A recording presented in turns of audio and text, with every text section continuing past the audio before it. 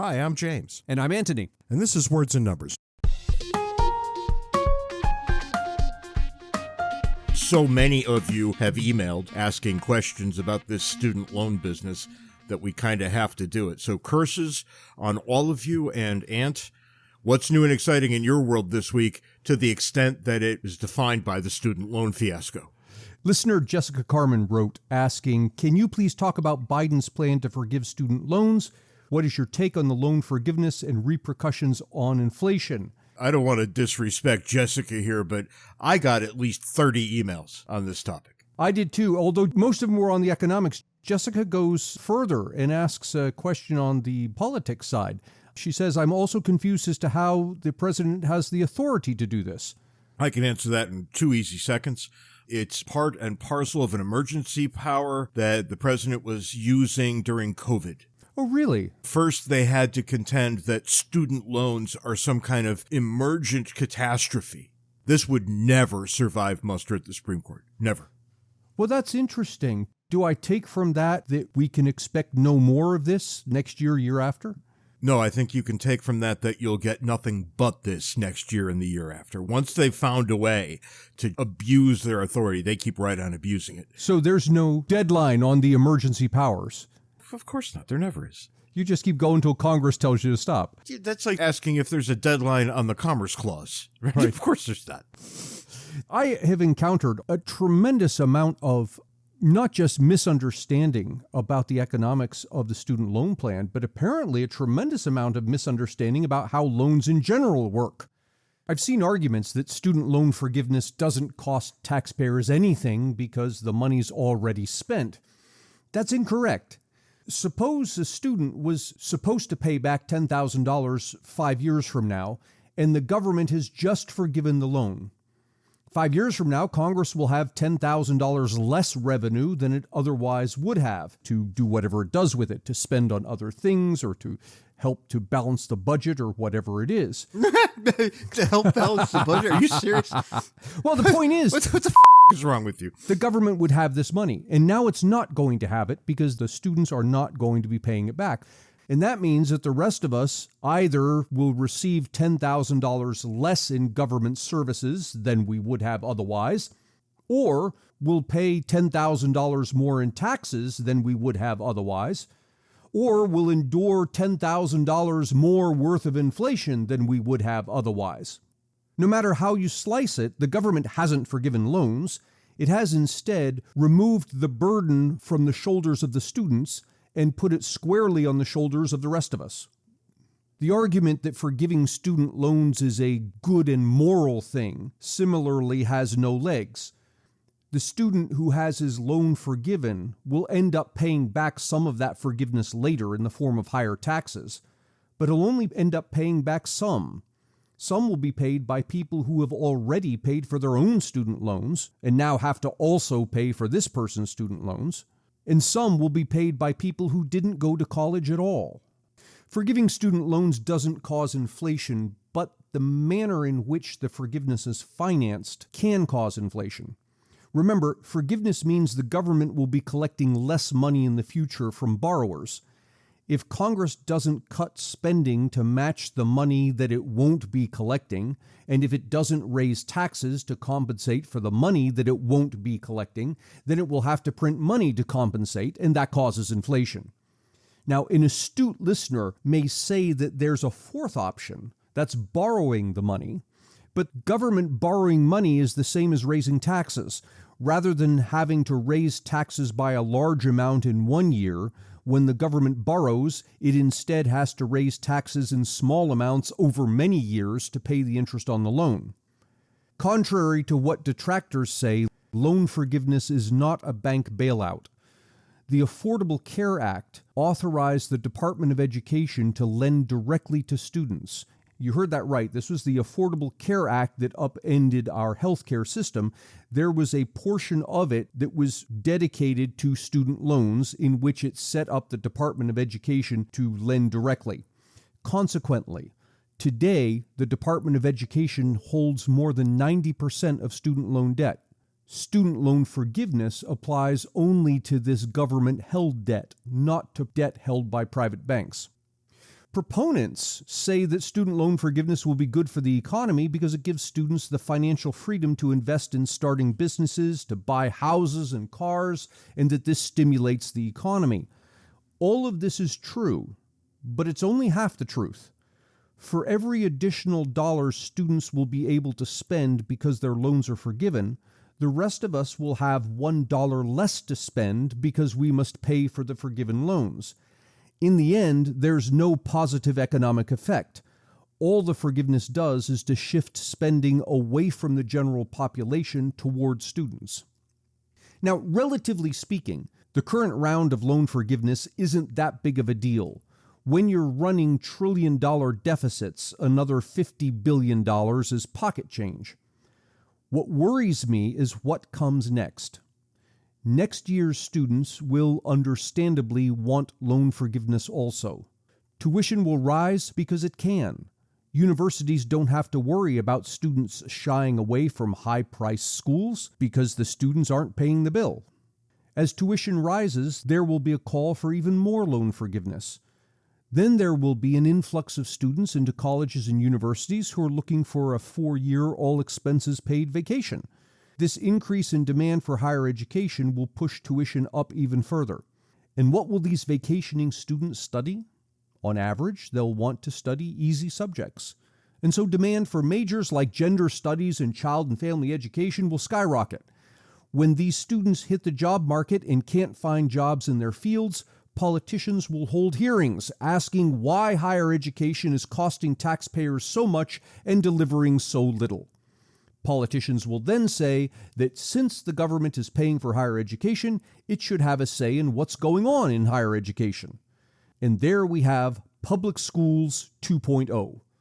All the problems that government has come to bring to public education, it will now also bring to higher education. In the end, a college degree is either valuable or it isn't. If it's valuable, it will pay for itself. If it's not valuable, no one should pay for it. Either way, there's no reason for government to be involved in higher education. The more involved it does get, the worse the problem becomes. People don't want to hear this. College just became more expensive. This free thing is going to make college more expensive. And the students won't care because they're not paying it. Why would they care? You want to track the beginning of the expensive time for education? Start with college loans, because that's what did it. People have also said to me, in support of forgiving student loans, that when people are better educated, they're better able to contribute to society, they're more productive, and that's a good thing. That comes back to the rest of us in the form of better services, more products, lower prices because of all this education people are getting. That statement glosses over completely the question of what is the student studying. If you study gender studies, you're not going to be contributing to finding some new cure for cancer. But nonetheless, my comeback to that is you reward the person for their contribution to society when you purchase their product. So if I go get an education that enables me to build computers, and I sell computers to you, and you pay me for these computers, you're paying me for the computers, is you're compensating me for that education. Now, here's the important question. What happens if you're paying me for these computers I build isn't enough for me to repay my student loans? Well, what that tells me is that I shouldn't have gone into computers. There are so many people building computers that the price is so low that we don't need any more of them. I should have gone into something else. The ability to pay back your student loan becomes a signal to all of us as to how we should best use society's resources. So if you major in medieval poetry, there might not be a market for you. Right. You might have made a mistake. You went out of your way to major in something nobody else valued. Let me say something in defense of medieval poetry, and that is the student could say, this thing makes me a better person. Maybe it doesn't have any great market value, but it makes me a better person. To which I say, that's fine, but it makes you a better person. It's not contributing anything to society. How do I know? Because the contribution to society is reflected in what people will pay you to do with that education. And there's a very dangerous path. We might be telling people what they will major in if we're going to pay for it. Yep, that makes me very nervous. The next step is for politicians to take a hand in what's going on college campuses in terms of education because, well, they're footing the bill. You want an example of this? Look at healthcare. The government started taking a heavier hand in paying for health care, for health insurance, and what happens? Now we have all kinds of government regulations about what health care should and should not provide and who can and cannot provide it. Look for the same thing in higher ed. I'm going to keep this brief given how long we just took on yours. I'm going to refer back to Reason magazine twice over. There's this fantastic headline on Reason right now. Americans view marijuana much more favorably than alcohol. And I've been saying this for years, that sooner or later, when all the potheads came out into public, exactly no one would be shocked by anything they do. And I remember in Colorado, when this train first started chugging along, all of the commentators, those who know better, they explained to us why their world would fall apart because of violent crime that potheads would now. What pothead in the world ever did any violent crime? That's the Jack Daniels people, not the marijuana people. And finally, we see some begrudging acknowledgement that this is actually how it went. But if you really want to be a friend to the potheads, wander around with one of those big bins filled with potato chips. That's right. Just kind of hand them on out. Everybody's going to be happy. But isn't that nice that we're finally seeing some kind of data that's emerging saying, yeah, this turned out to be no big deal at all. As a matter of fact, we trust this product more than we trust alcohol. And I want to know, where are the politicians with the mea culpas? Saying, we are so sorry, we got it wrong, we jailed millions of people, we ruined their lives, and there was no need for doing that. We're not even going to get apologies from the politicians who said we were entering into a hellscape 5 years ago, let alone 30 years ago, right? All these people who had their lives more or less ruined by ridiculous laws that were unevenly applied. And look at the asymmetry here. If a corporation had ruined millions of people's lives like that, people would be calling for heads. Oh, that corporation would be out of business. Yeah, and yet the government can do it, and we just shrug and move on. Yeah, that's right. Well, they surely meant the best. They meant the best, right. We have to get to the foolishness of the week, Ant. In order to do this, I have to tell you something that you don't know, and something that we both should have known but didn't. Did you know there's an annual conference for podcasters? I discovered that just today. Podcast Movement. Yeah. How they arrived at that name, I will never know. Podcast Movement had a booth, which the Daily Wire sat behind. And anybody who's done anything like we do for a living, you know that booth work is really not the greatest thing in the world, right? You have to sit there and answer lots of questions, and it's a living hell for introverts. Ben Shapiro is somehow involved. I think he helped found the Daily Wire. He drifted into Podcast Movement, this conference that we're talking about, took a couple of selfies with people, right? They wanted to get a picture with him, and he had a couple of sentences here and a couple of sentences there, and he turned around and left, only to find that the people who ran this event apologized for, quote, the harm done by Ben Shapiro's presence. The harm done. You got to be kidding me. I'm not a big fan of Ben Shapiro. I don't think he's all that great. I also don't think he's all that horrible either. I tend to ignore what he does, and I'm pretty sure he doesn't pay a lot of attention to what we do. But if you think that one human being walking into your midst, shaking some hands, taking some photos, and leaving is somehow harm, then you have no idea what harm even is. I don't know how we ended up raising a bunch of people who are so soft that they think this is harm. Well, it's funny you say this because I ran across the article and I didn't know there was such a thing as a podcast conference. And my first reaction was, caught me by surprise too. Yeah, we have to go do that and have a booth there. Until I read about the Ben Shapiro business, I thought there is no way I'm getting anywhere near that group. But the larger point remains, right? How did we raise a generation, maybe even two, that think this is what harm is? Last week, we had a first. We gave away a mug. I'm very happy to say that James was inundated with email that annoyed him to no end. So I want to do it again. Send your emails. First one that comes in with the subject, Mug Me, gets a mug. Oh, here we go. Here we fucking go. And just to keep my inbox somehow clean from what's about to happen, if you're not sending your email at about 1 minute after noon Eastern time on Wednesday, you haven't won.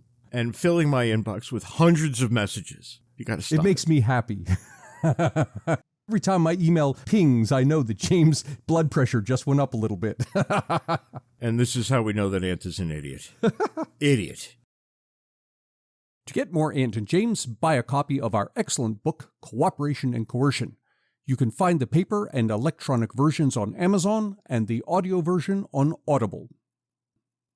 If you'd like to support Words and Numbers, make your way over to patreon.com/wordsandnumbers, where you can contribute to our podcast-making habits. If you'd like to schedule us to come speak at your event, be it corporate or educational, or have James officiate at your wedding, send us an email at wordsandnumberspodcast@gmail.com. So, Ant, you may find this hard to believe, but we political scientists think about some things that you economists don't, or at least we think about them a little bit differently. We're social scientists, but there's no way that we can study human beings and come up with definitive answers regarding how they're going to behave, because human beings lie all the time. Years back, I went and looked up what the psychologists had on the matter, and the few studies that I was able to find indicated that people lie so much that they lie to total strangers within 30 seconds of meeting them. Oh, yeah, and this is pervasive throughout any discipline that touches on human beings. I do a lot of research in consumer psychology, and the same problem there.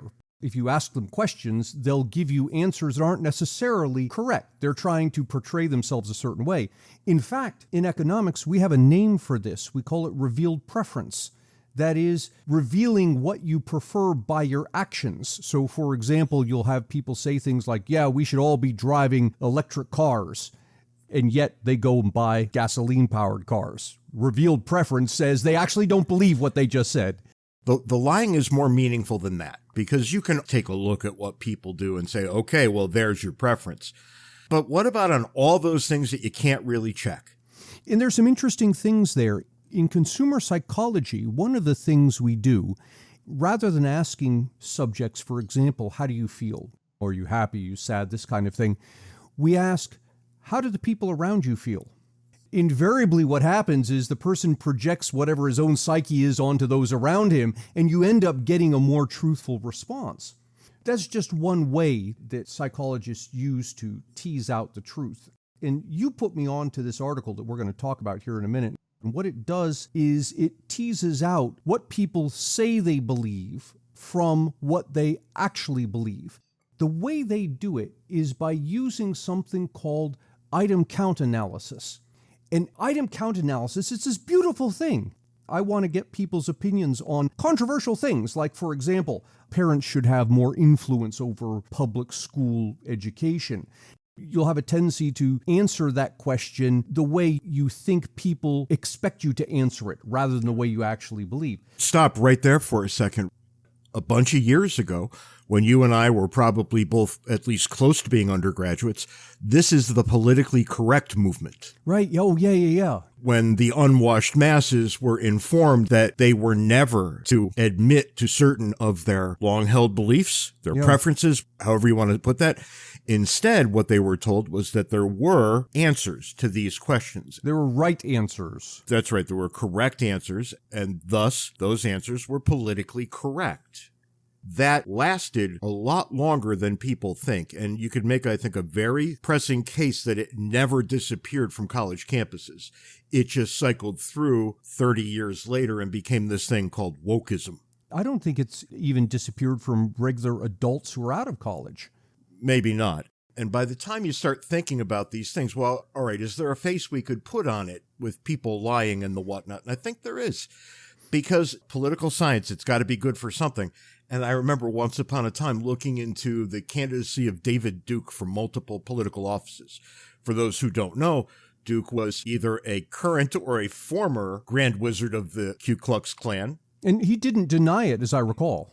Well, he was a little slippery about whether he was still that or not. And after a while, he said, no, I do hereby renounce my racism, and I'm a born-again Christian, blah, blah, blah, blah, blah. And then after he didn't win office for a while, he seemed to revert, which leads me to believe he had never actually walked away from his racist past in the first place. But here's the interesting part. Every office he ran for, he received more of the vote than he should have given pre-election polling. So when the pollsters got in touch with people in the various districts he was running, or in some cases the state of Louisiana and others, the Democratic Party, where he ran for the nomination for president back in '88, more people voted for him than would have admitted to it on a telephone interview with a pollster. Yeah, and I think the same phenomenon occurred with Trump's first election. It came out of left field in the sense that a lot of people intended to vote for him but wouldn't admit that. Maybe. I'm not willing to go that far yet. The David Duke problem is, I think, perfectly explanatory. People will give you the answer that they think you want instead of the answer that they know to be correct. Yeah, and part of that motivation is to please the other person. Sure. Now, if it's an anonymous pollster, that doesn't hold much water. But part of it as well, how should I say, it's a sense of feeling like you're part of the larger group. If I think the larger group believes X, I'm going to report that I believe it too, because I'm one of them. In the case of David Duke, people didn't want other people to think they were racist. Without question, they were racist, because who am I never going to vote for? Anybody who was in the Klan. Mm-hmm. That's not a difficult thing for me to say. And yet a bunch of people said it and then turned right around and voted for David Duke anyway. But notice what happened there. In that example, you could compare what people said they were going to do to what they actually did. And we could see their vote. That's what we call revealed preference. But what do you do when there is nothing to observe in terms of revealed preference? It's just your opinion. That's right. There is no vote being taken. So what happens here is the researchers use this technique called item count. The way this works is you take a group of people and you present them with several statements. I'll give you some examples. Parents should have more influence over public school. Mental illness can be overcome with willpower. The U.S. should completely phase out fossil fuels. So I'll give you those three statements. I ask you, how many of those statements do you agree with? Don't tell me which ones you agree with. Just tell me how many of them you agree with. So you've got some protection here because you're not going to tell me exactly which ones. I give those three questions to one set of people. To another set of people, I give the same three questions with an additional fourth. The internet should be a free speech zone. And I ask you, how many of those do you agree with? Now, if I see a difference in the numbers, the people over here on the left said they agree with 2.5 of them on average, and the people on the right said they agree with 3.5 on average, I know what just happened. The people actually agree with that additional statement, the internet should be a free speech zone, because that was the difference in the two groups. This is the thing the researchers have done, is to present different groups of people with different sets of questions and ask how many of these things do you agree with. And by comparing this, they can get a handle on what people are actually believing as opposed to what they're saying they believe. And this brings us directly to that very interesting batch of questions that were asked of any number of people. This is a current set of questions. So we actually know, within broad parameters, what people think. We do, and here's the thing before we go into the specific questions. The researchers note here that everybody, and by everybody I mean the ways that they split the people apart demographically. They split them by race, they split them by political affiliation, they split them by age, they split them by gender. No matter how the researchers split the people, they found this same phenomenon repeated again and again. So it's not like the Democrats are subject to this phenomenon, but the Republicans aren't. No, everybody is. It doesn't matter how you slice the pie. All right, what have we learned? Well, some interesting things. For example, this question about mask wearing, is it effective? And you ask people, if you ask them publicly, 59% of them will say, yes, mask wearing is effective. But when you apply this analytic technique and you dig into what they actually believe, you find out that only 47% believe it was effective. So you go from almost 60% down to less than half. Still, that's not a gigantic difference, right?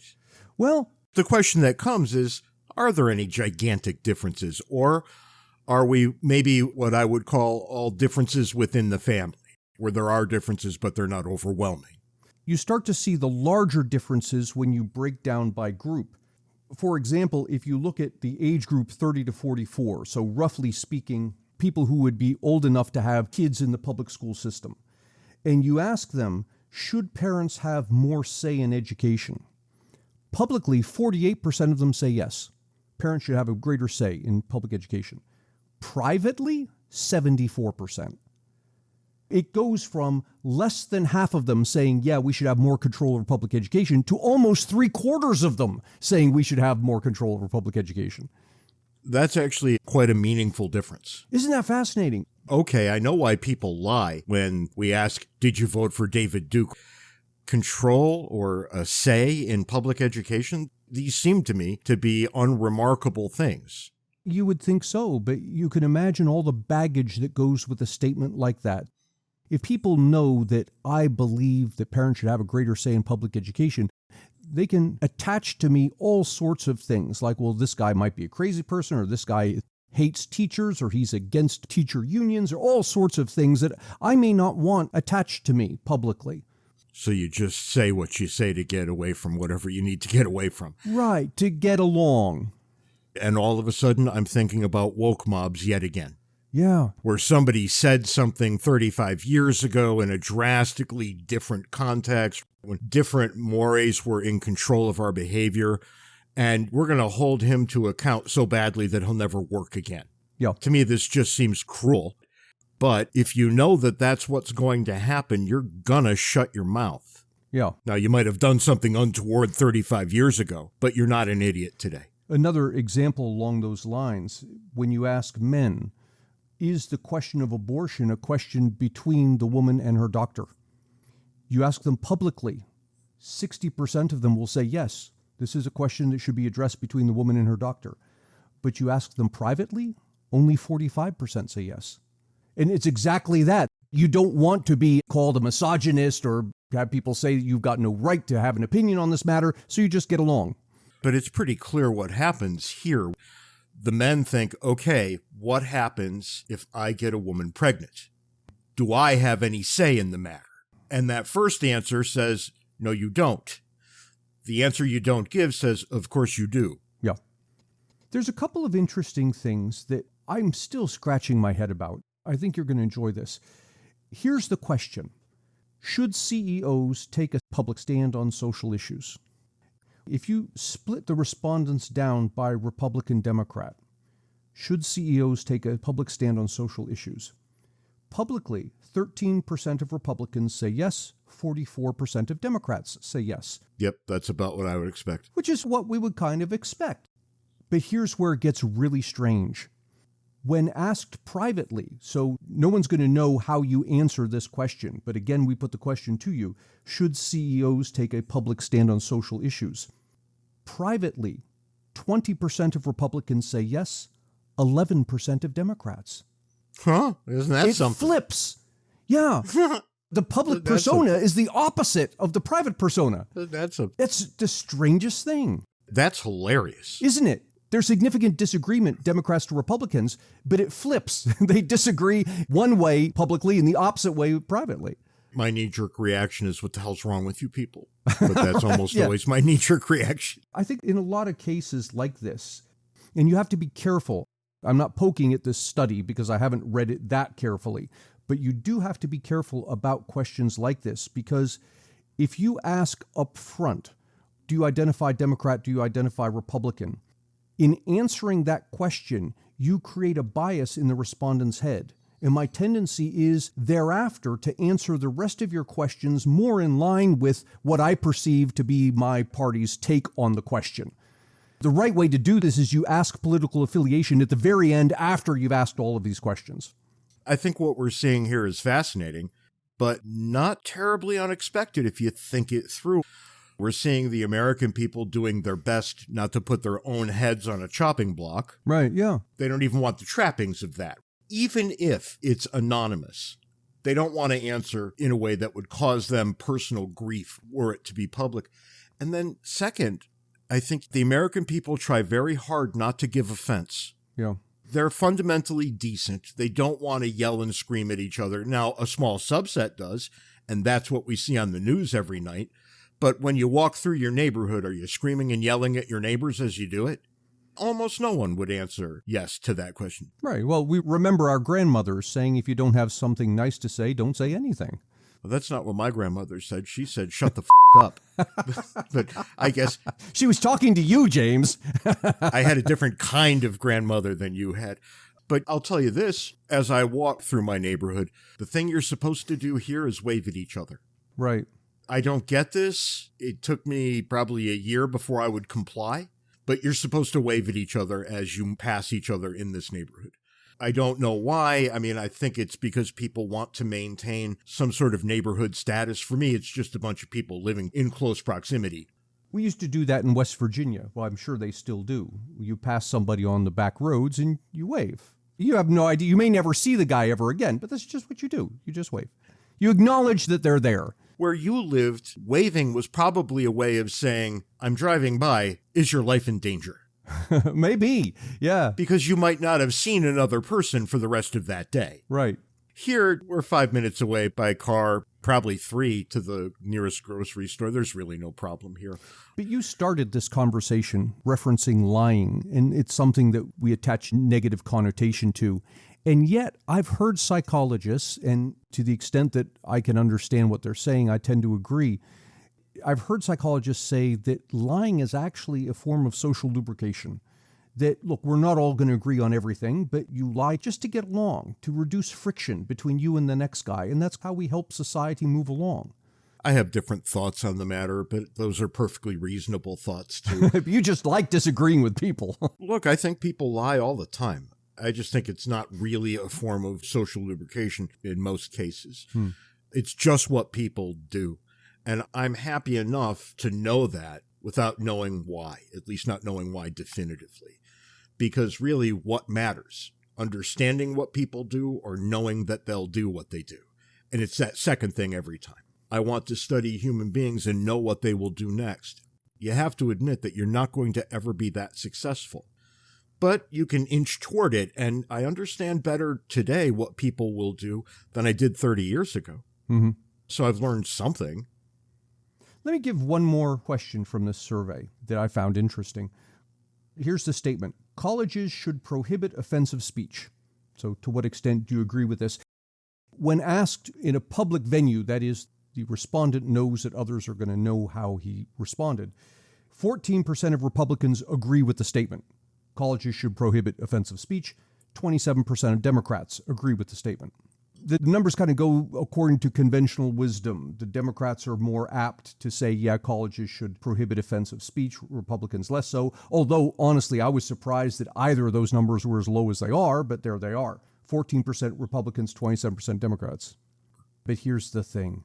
When asked privately, so they're asked under these conditions that no one's going to know what their answer is, colleges should prohibit offensive speech.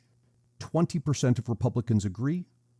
13% of Democrats agree. You got to be shitting me. Again, it flips. Yeah. The weirdest thing. We're going to have to do some follow-up on this. I don't see a way around it. This is just to underline, this is one study, and I'm sure there'll be follow-up studies by other researchers. When you're dealing with human beings in the best of times, there are all sorts of things that can go wrong in a survey like this. Yep. But the preliminary results here certainly do give you food for thought. We started our conversation, oddly, before we turn the microphones on. We do this from time to time by remembering that familial admonition where you were told as a boy that wherever you happen to be, don't talk about religion or politics. Right. Which I've come to realize is very solid advice. We don't need to have a fight every year at Thanksgiving. We need to have turkey and football. Right. Don't have to have a fight. I'm happy with détente for Thanksgiving. You shut up, I'll shut up, we'll have a lovely time. We get back to hating each other tomorrow. You know, there's certain wisdom in that. Particularly when neither one of you is going to change the other one's mind. So what is the point of having the conversation? It's just grandstanding from minute one. But honestly, when somebody starts, I'll jump right in. I'm not going to let it slide. Right. So the best thing is for us to know that and not let it start in the first place. And yet, when we decide we're not going to talk about religion or politics, we come to misunderstand each other quite a lot. Because I should be talking to people about politics. I'm still going to leave religion out of the mix. I think there's a hierarchy here. Yeah. The worst solution is that you argue to no end. The better solution is you just stay off the topic. I think there's a better one still, and it's rare, but you do find people who can do this, and you find a lot of them on Words and Numbers Backstage on Facebook, and that is people who can disagree civilly. We used to be much better at this than we presently are. I can't help but think that the intervening variable of internet communication is the culprit here. It's the one thing that's changed from then to now. Mm-hmm. 30, 40 years ago, when we would all sit down to dinner, you knew that if you said something horrible, you were going to be a pariah at the only group of people who would let you in the first place. Right, yeah. And we didn't learn how to be shrill by talking to strangers behind screen names. In a discussion like this, you're not going to change the other person's mind. And I think in a civil discussion, you're not going to change the other person's mind either. But something important does happen. And that's, I get to understand you better and you get to understand me better. And that reduces what I see on social media. It reduces the hatred of the two groups. It's like road rage. You don't see the other human being. All you see are characters on a screen or a car on the road. And what do we get now? We get predictions of American Civil War. And who are going to be the respective armies in this coming war? A bunch of pencil-neck Democrats who couldn't pull a trigger or beat up a person if they had to, and a bunch of Republicans who are at least 50 years past it. These are the two groups that we're worried about engaging in civil war at this point. Do we have some political violence? Yeah, we do, actually. A little more lately than I'm comfortable with. Is this going to lead to a civil war? Don't be ridiculous. But in the meantime, we're missing an opportunity to understand each other better. Who does think it's going to lead to civil war? The far right and the far left on both sides of the coin. Yeah, the extremists. They can't manage to even say hello to somebody without being offended. Living in this country, we have the absolute best of everything. We are so blessed that people can't even fathom how at least half the globe lives. And when I hear people saying, well, you know, it's these terrible Trump people or it's these pinko Democrats, you got to be kidding me. These are not reasonable thoughts. Being intelligent means you can look at a situation and diagnose it quickly and correctly. Neither of these groups is doing any of that. And that's all the time we've got this week on Words and Numbers. Until next time, be sure to follow us on Twitter. Handles are in the show notes. Join Words and Numbers Backstage, the Facebook group where the conversation continues, and send us email, wordsandnumberspodcast@gmail.com. Until next week, try to be nice to one person who doesn't deserve it. Just one. And who knows, it may turn into a trend. Give it a shot. You might feel good about yourself. You could say you tried. You tried, that's right. Till next week, can't take it easy. See you next week, James.